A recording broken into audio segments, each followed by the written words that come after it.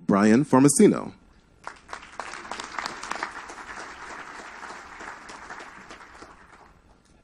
All right, good morning, everyone. How's everyone doing? What a wonderful way to get us kicked off. Now, I tried to see if we can get the drum bots back out for a second introduction, because how can you have a second introduction without a video and without the drum bots? But unfortunately, no dice on that. But I do want to say just a few words. Of course, we're all very fortunate to be here today to be able to hear the wonderful perspective here at Perspective 2018.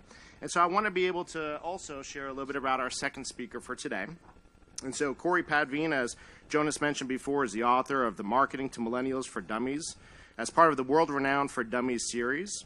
He's also a partner at T2 Marketing International and works as a marketing and data specialist with a focus on statistical analysis and human behavior. This specialization has led Corey to speak at conferences around the world, sharing findings from his research and discussing how people are evolving, both as consumers, communicators, and lastly, a global society as a whole.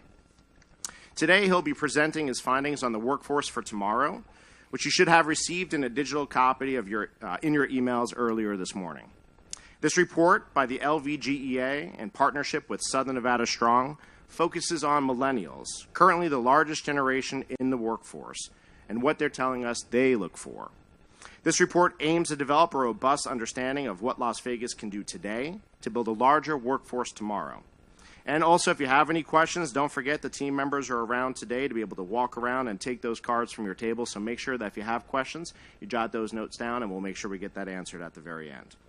Now, before I bring up Corey, one last thing that I do want to comment on. Of course, we heard that Corey flew in from where again?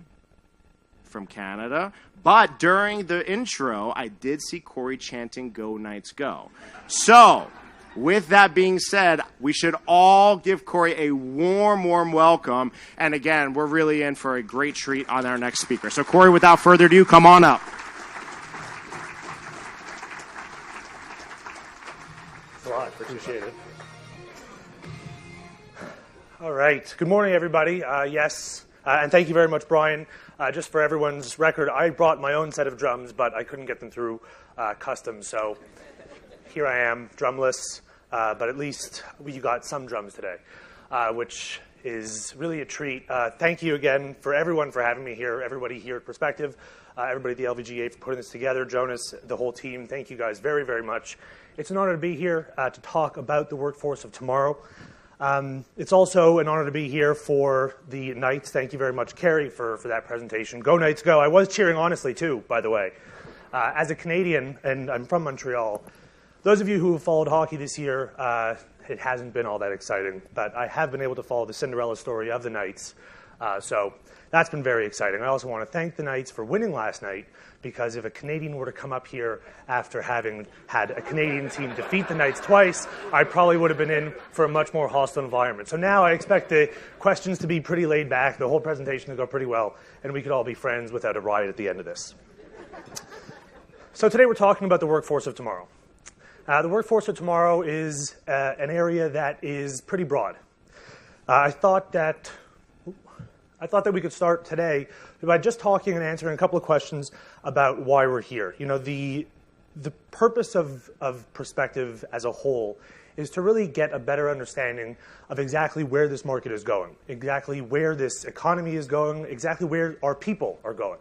If they are planning on staying, if they're here for a short while. You know, Carrie mentioned something which is, I think, something we all know, is that internationally and even nationally, people often perceive Las Vegas as being a transient community. People come here for 2 days, and then they jet off. That realization that, hey, there are schools, there are churches, there are families, there are homes.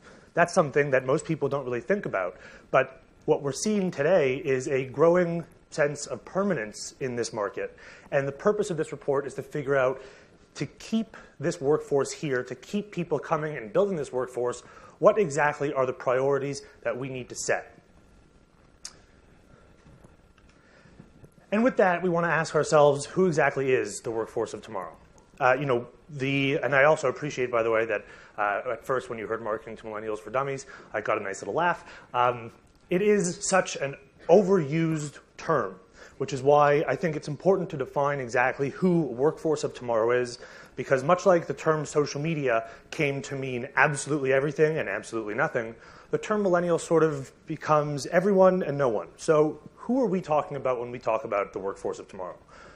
Well, for the purpose of our study, for the purpose of our research, what we were looking into was members of the workforce currently employed within the workforce or about to enter the workforce between the ages of 19 and 42. And that stretches a little bit beyond the scope of what millennial is defined as, depending on which definition of millennial you use.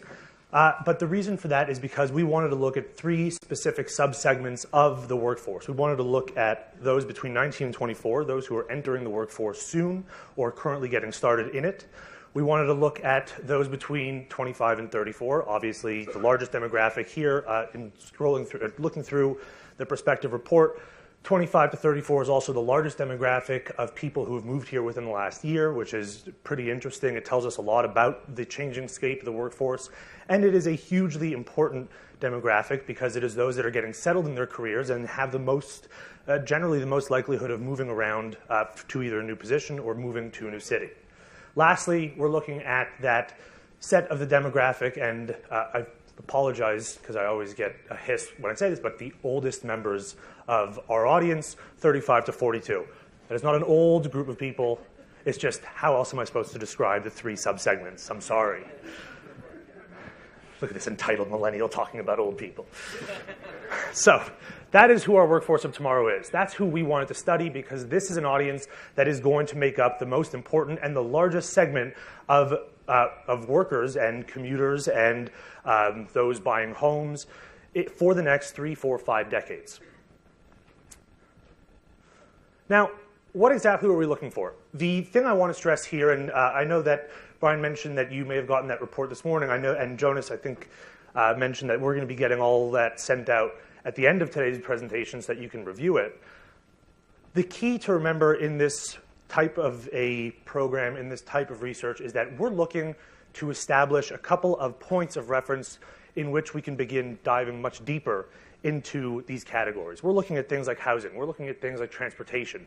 We want to know key areas of focus when people are moving to a new area or what it is they prioritize in an area where they're already living. We want to get a better understanding generally of what the priorities are for this workforce of tomorrow at these different life stages in this sort of millennial category. And then from there, the next stages here would be to dive much deeper into that, to conduct a lot of this research along the lines of the priorities that we've identified for this very crucial subsegment of the workforce. Now, how did we do our research? If we had a much longer period of time today, I'd be more than happy to sit down and talk research methods. I know that research methods is what gets everybody going first thing in the morning. And math. But today, obviously, when you do get this report, we do have an in-depth covering of exactly how this was done.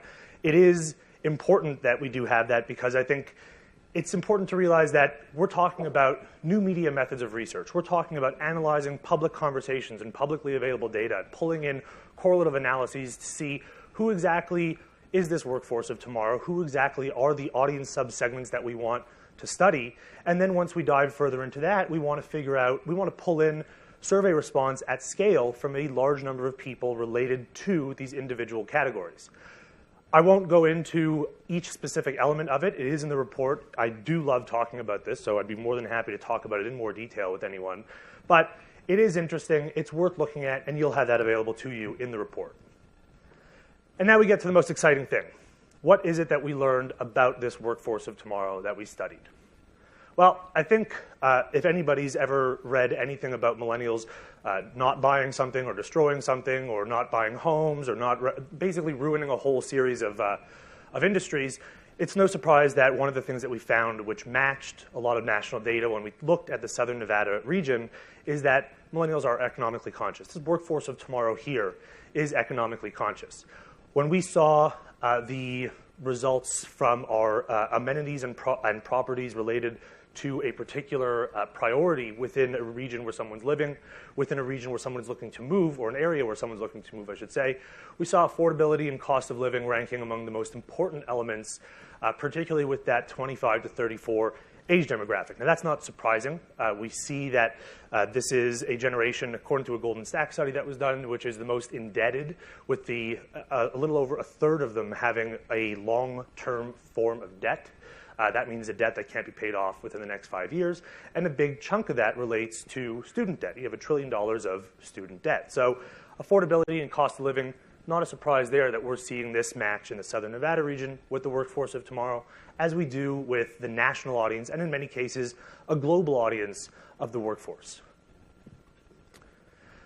What I think is worth highlighting most in this report, and I think this is the area that we really need to focus our results. It is an area that is worth using as a benchmark to begin this further step of analysis, is that there is a clear focus within these priorities on long term. Now, what do we mean by that?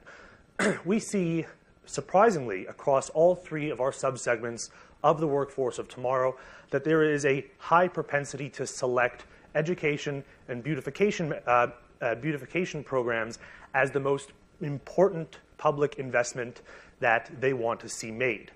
Now, that is surprising by national standards, by global standards in particular, but hugely encouraging. Now, why is that encouraging? Well, a focus on education, a focus on beautification is a long-term reward.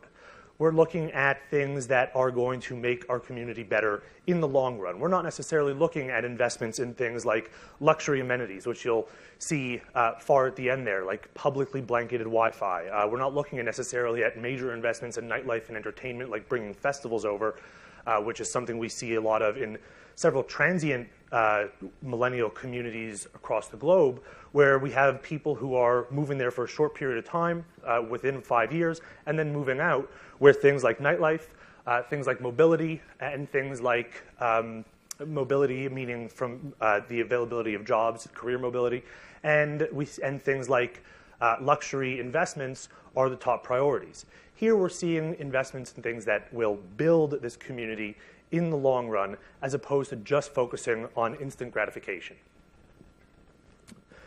We also see in that same vein a focus on modernizing transportation. We see that the workforce of tomorrow, which is in an area with high vehicle ownership, much to our surprise, had a very significant amount of multimodal commuters. Now, what exactly is a multimodal commuter? It's someone who, for those of you who don't know, someone who uses multiple forms of transportation, whether it's a vehicle, whether it's public transportation, using a bicycle, pedestrians. You know, some people still walk around, which is crazy. But the multimodal commute is particularly high, considering we have a high rate of vehicle ownership in the Southern Nevada region. What we saw when we asked about investments in transportation and what those priority investments should be, we saw that a focus on updated, modern, and rapid forms of commute transportation, both within the city center and reaching out to some of those suburbs and suburban areas, we saw that that was a primary focus. Again, this is a long-term investment. This is not the instant gratification that you receive from, let's say, vehicle subsidy, car sharing initiatives, which was also seen there. But we're seeing long-term focus in investment from the public and into areas that will enhance the community in which people are living. Now, all this also led us to note a number of elements which together indicate a significant focus on the green mentality. Again, this is matching a lot of national data that we see, a lot of the growth of certain areas, investments in things like green energy, investments in things like solar energy, renewable energy. This is an area, I think it's California who just passed that new law, which will require all new homes being built to be completely powered by solar energy. These are initiatives where we're seeing a huge push from a young set of the workforce. And we saw the same thing here when we looked at the desire for investment, and this is where I'll get back to that multimodal point, that there was a desire for investment by this workforce in tomorrow who identified as multimodal, which ranged anywhere from 20 to 35% of our audience. It asked for investment in primarily enhanced transportation like streetcar and light rail, and more bus routes and bus options. Now that tells us, which matches some of that national focus on the green initiatives, it tells us that there is a preference for the use of public transportation, which also actually connects to a study that was done a few years ago by the Rockefeller Foundation, which found that about 65% of vehicle owners say they would drive less if they were able to use better forms of public transportation. Now, these are in mature environments. These are in mature public transportation environments. But we have an opportunity here to look further into that and see, because we do see a pretty strong amount of support from this workforce of tomorrow in that area. We also see, when it comes to the workplace, that there is a redefining of exactly what that workplace is. Traditionally, obviously, we've seen that the workplace is an office that you go to from 9 to 5. When we talk about millennials, we talk about them shattering the workplace. Now, the little experiment of having open concept offices hasn't panned out the way we necessarily thought it might have. However, what we are seeing, and I'll mention that this was an open-ended question. When we asked about what might make you change jobs, we did ask just a general question with the ability to write in anything you wanted to. As you can imagine, we got some interesting answers. And in that question, we specifically said, outside of a promotion, outside of a pay increase, what would make you change jobs? I know that on more than one occasion, I got a response, LOL, money. So a total disregard for what the question actually asked. But it is surprising to see, and this is done through the use of natural language processing and artificial intelligence, which is able to indicate a similarity in the verbiage used or the rhetoric used to suggest that quantities or responses are related to what we see here: flexibility, work from home, and a shift in culture and team. Now, these are two areas which are particularly popular among these top 5 response categories. And it is, again, indicative to us that there is a shift in the workplace culture, and one that we do want to focus on. Again, this is a jumping off point. So what exactly is it about the flexibility that they're interested in? Is it something related to being able to work on the go? Is it something specifically related to shifting that team or culture based on management, based on the types of businesses that are here? That's an area where it earns a little bit more focus, and it's warranted a little bit more of an in-depth analysis into what exactly do they mean by a shift in culture. Now, why do we do this? I make a point in every one of my presentations to use a picture of a dog. Why do we do this? There are a number of different reasons, but I think Jonas mentioned it when he first introduced this whole event, which is it's time to get a better understanding of that sense of permanence. And again, Kerry mentioned it when he was up here. This is a community where people live. It is a community that has, especially in the last decade, evolved considerably to focus much more on that sense of permanence.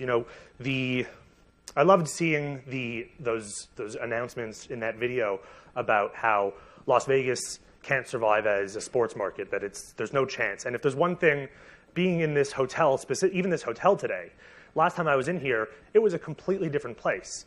And Las Vegas's ability to transform, the Southern Nevada market's ability to adapt and transform and survive is very unique.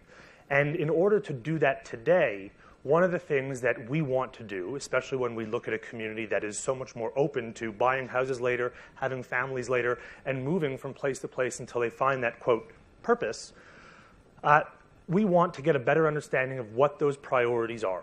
We want to get a better understanding of how best to serve that community, not just those that are entering the workforce, but those who have already established themselves as core members of that workforce, who will be members of it for decades to come, and we want to keep them members of it here. So where do we go from here? What's the next step? Well, that's the thing. This opens up a series of opportunities in which to investigate further. The thing that we want to avoid doing with the amount of information that's out there today is making an assumption and not validating that assumption before diving into it head on. So what we have looked at here has provided us with that platform, that there is a sense of permanence that we want to investigate further. When they talk about and this was really the highlight for me in terms of the surprise and the optimism, the focus on public education. What is it about public education that they find so valuable, and what kinds of investments does the workforce of tomorrow, I was about to say the workforce of Toronto, that's not who's there. The workforce of tomorrow, what is it about this workforce of tomorrow that wants to see investments in education, in public transportation, and in beautification? Again, these are three areas that offer a sense of permanence, they offer a sense of growth, and these are three areas that, by our opinion, by our measure, deserve much further investigation now, so as to provide a platform on which to make investments for the future that keep the workforce of tomorrow here. With that, I'd like to thank you all. I want to open it up to a few minutes of questions. I think, and again, if there are any questions, I always like talking about this stuff. More than happy to talk about it later on today, and you could feel free to reach out to me. But thank you again for having me here. I know I'm Canadian, but I am cheering on the Knights, so thank you very much.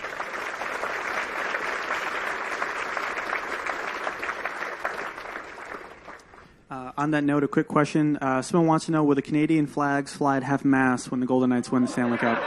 No. It's the Canadian flags flew at half-mast when the Canadians were out of the playoffs. So, and that happened in November. So I'm not too. That's an inside hockey joke for all of you guys following the actual league. But no, everybody at home is cheering on the Knights. It's a Cinderella story. People love these kinds of stories. It's amazing.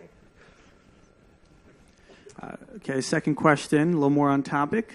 So what is the biggest difference, do you think, or has the data demonstrated, between millennials in Las Vegas and millennials nationally and around the world? Sure. I think I touched on this, and I think it's worth continuing that, is that the Southern Nevada market, Las Vegas in particular, has a huge millennial attraction in that entertainment quality. The fact that sports is now becoming a part of that, becoming the sports and entertainment capital of the world, the Vegas market does already have a lot of what millennials seek in these sort of more transient communities. When you look, there are a lot of markets in Europe. There was a study that was done, or a report that's put out every year by NestPick, which ranks a series of qualities globally that this workforce of tomorrow, millennials in particular, are looking for in a city. And a lot of those relate to that instant gratification I mentioned. So investments in nightlife, investments in Wi-Fi access. The difference here is that a lot of those nightlife, entertainment, dining options, those already exist. Now there seems to be that shift towards, okay, well, it's nice that I have all these nightlife options. Now I want investments in the future, something that will keep me here, keep me invested here, and lead me to build a family here. And that, I think, is the most important distinction between that global community and what we noticed here. Excellent. One more question here. So you mentioned the focus on long-term thinking and planning. What do you think may be causing that? And then also, do you think it's always been here? I think that it has always been here. I do think that there is a difference, and I think that difference is coming from the fact that the availability of information is much more so prevalent now than it has been in years past. And that availability of information has allowed people to identify that the Vegas market, the Southern Nevada market, is a market that has a lot of benefits going for it. Property, the cost, you saw affordability and cost of living was a top priority for the local market, and it happens to be an area that is much more affordable when you aren't going to a five-star restaurant but just living here. It is much more affordable than, say, a California, a San Francisco, parts of California like San Francisco or Manhattan. So I think that that element of permanence has always existed, but as you see, in that perspective report, this huge amount of not immigration, but move to the Southern Nevada market from this workforce of tomorrow demographic that we've studied has really brought to light the fact that, hey, you know what? There is permanence here, and that should be the focus, is building that up further. And I think that sports, entertainment is excellent. That does provide that sense of home. And further investment in things like education, transportation, parks, recreation, outdoor spaces, bicycle paths, pedestrian paths. These are the areas of focus, and it's hugely encouraging to a young market that wants to stay here. I think we'll just end on a fun one. Do you have any favorite myth that you could debunk about millennials for us? Yeah, I do. For example, no, millennials aren't ruining blank. That's the one thing that people tend to forget. Markets shift. You look at history, and how many people here took a coal train to get here today? Millennials didn't ruin coal trains. Things just change, technology evolves, and as a result, markets demand for different things. It's a question of whether or not those markets adapt quick enough. But it's not really fair to blame millennials for ruining everything that's ruined these days. Although I understand why. Don't get me wrong. It's the man buns and the beards and the we ask for it the way we are just approach the whole situation. But thank you all very much. I appreciate it. Happy to talk some more.